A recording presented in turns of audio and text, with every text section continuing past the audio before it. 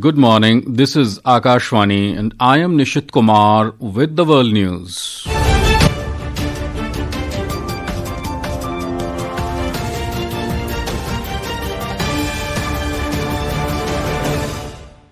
The headlines. US President Donald Trump invites Prime Minister Narendra Modi to join Board of Peace for Gaza. UAE President Sheikh Mohammed bin Zayed Al Nahyan to visit India today. Poland's Deputy Prime Minister Radoslaw Sikorski to meet External Affairs Minister Dr. S. Jaishankar in New Delhi. 56th Annual Meeting of World Economic Forum set to begin in Davos, Switzerland today. At least 21 people killed after two high-speed trains collide in Spain. And in men's cricket, New Zealand beat India by 41 runs in the third ODI to clinch the series 2-1. US President Donald Trump has invited Prime Minister Narendra Modi to be part of the Board of Peace that will work towards bringing lasting peace to Gaza. US President has sent a letter to Mr. Modi in this regard, which was shared on the social media by US Ambassador to India, Sergey Gore. We have a report. In his letter, Mr. Trump said it is his great honor to invite the Prime Minister to join him in an effort to solidify peace in the Middle East and, at the same time, to embark on a bold new approach to resolving global conflict. The US President unveiled the board as part of the second phase of a ceasefire agreement between Israel and Hamas in the Gaza Strip. In October, Israel and militant group Hamas agreed to Trump's peace plan. Mr. Trump's Board of Peace is being projected by Washington as a new international body to usher in peace and stability in Gaza and beyond. In his letter to Mr. Modi, Trump mentioned his September 29 announcement about a comprehensive plan to end the Gaza conflict as well as his 20-point roadmap to bring peace to the Middle East. The 20-point plan includes making Gaza a de-radicalized, terror-free zone that does not pose a threat to its neighbors. Ashish Abraham for World News. United Arab Emirates President Sheikh Mohammed bin Zayed Al Nahyan will pay an official visit to India today at the invitation of Prime Minister Narendra Modi. The visit is expected to provide an opportunity for the two leaders to further advance the India-UAE comprehensive strategic partnership and exchange views on regional and global issues of mutual interest. We have more from our correspondent. Sheikh Mohammed is visiting India at the invitation of Prime Minister Narendra Modi, and this is his third official visit to the country since becoming the UAE president and his fifth visit in the past decade. The trip builds on recent high-level exchanges, including visits by Abu Dhabi Crown Prince Sheikh Khalid bin Mohammed bin Zayed Al Nahyan in 2024 and Dubai Crown Prince and UAE Deputy Prime Minister Sheikh Hamdan bin Mohammed bin Rashid Al Maktoum in 2025. The visit comes as India and UAE seek to expand cooperation on trade, investment, defense and energy, reflecting strong and growing economic ties underpinned by frameworks such as the Comprehensive Economic Partnership Agreement. The talks are expected to cover regional and global issues of mutual interest, including developments in West Asia, where India and the UAE share a high degree of convergence. Vinod Kumar, Akashvani News, Dubai. Deputy Prime Minister and Foreign Affairs Minister of Poland, Radoslaw Sikorski, will meet External Affairs Minister Dr. S. Jaishankar in New Delhi today.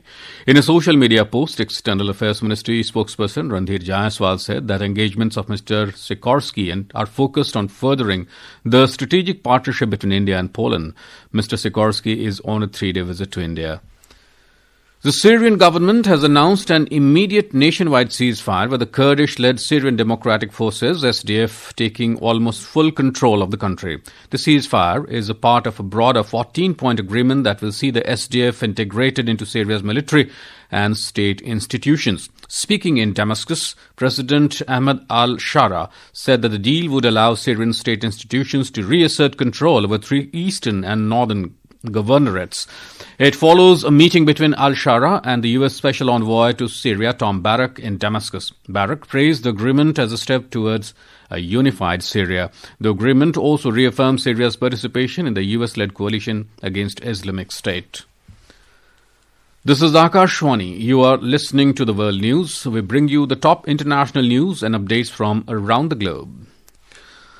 The 56th annual meeting of the World Economic Forum is set to begin in Davos, Switzerland today. We have a detailed report on this. More than 3,000 global leaders are attending the 56th annual meeting of the World Economic Forum. Over 100 Indian CEOs are in the Swiss town, along with a large government delegation to take part in the 5-day talk fest. Union ministers including Ashwini Vaishnaw, Prahlad Joshi and K. Ram Mohan Naidu are expected to participate and also hold bilateral meetings, while chief ministers of Maharashtra, Andhra Pradesh, Madhya Pradesh, Assam and Jharkhand will showcase their respective states for prospective investors. There are pavilions of various state governments as well, including Karnataka, Uttar Pradesh, Kerala and Telangana. India's impressive economic growth continues to capture global attention with significant strides across key sectors, solidifying its position as a leading player on the world stage. This upward trajectory underscores India's growing appeal as a prime destination for global investment, driven by strategic policy initiatives, a thriving business ecosystem, and enhanced international competitiveness. Renu Kataria for World News. India is set to reach a per capita income of $4,000 by 2030, enabling its transition to an upper middle income country, according to a State Bank of India research report. The report said India's growth performance has strengthened over the past decade. Its percentile rank in global real GDP growth rose from the 92nd to the 95th percentile, placing it firmly among the world's fastest growing economies. 8 European countries, Germany, Denmark, Finland, France, the Netherlands, Norway, Sweden and the United Kingdom have said that tariff threats undermine transatlantic ties and risk a dangerous downward spiral. A joint statement from these countries expressed commitment to strengthening Arctic security as a shared transatlantic interest and offered support to the people of Greenland. In a joint statement, the 8 European nations said that as members of NATO, they stand in full solidarity with the Kingdom of Denmark and the people of Greenland. The joint statement by the 8 European nations came after US President Donald Trump announced a 10% import tariff on these countries from the 1st of February, citing their opposition to US control of Greenland. At least 21 people have been killed and dozens more injured following a collision between two high-speed trains in southern Spain last evening. According to the rail network operator, the incident happened near the town of Ademuz when a high-speed train derailed and crashed into a neighboring track.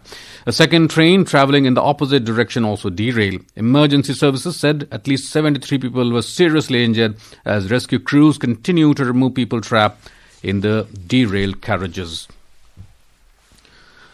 In men's cricket, New Zealand defeated India by 41 runs in the third ODI in Indore last night. With this, the Black Caps clinched the three-match series 2-1. Daryl Mitchell was adjudged the player of the match and the player of the series as well.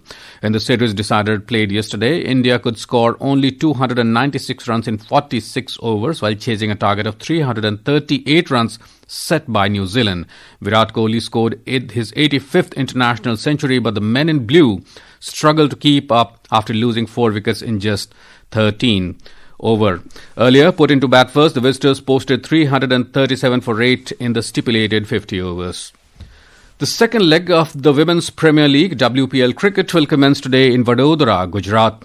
In the first match of the Vadodara leg, home team Gujarat Giants will take on Royal Challengers Bengaluru at the BCA Stadium. The match will begin at 7:30 p.m. Smriti Mandana-led Royal Challengers Bengaluru are currently leading on the points table with 8 points, having won 4 out of 4 matches.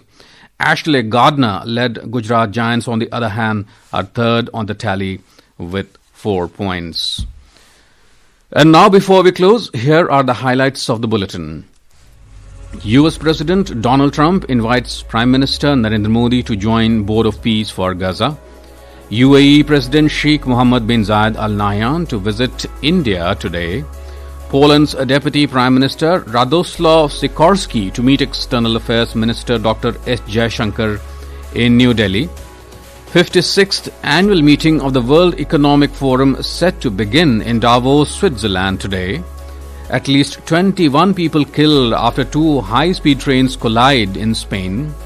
And in men's cricket, New Zealand beat India by 41 runs in the third one-day international to clinch the series 2-1. And that is the end of this news bulletin.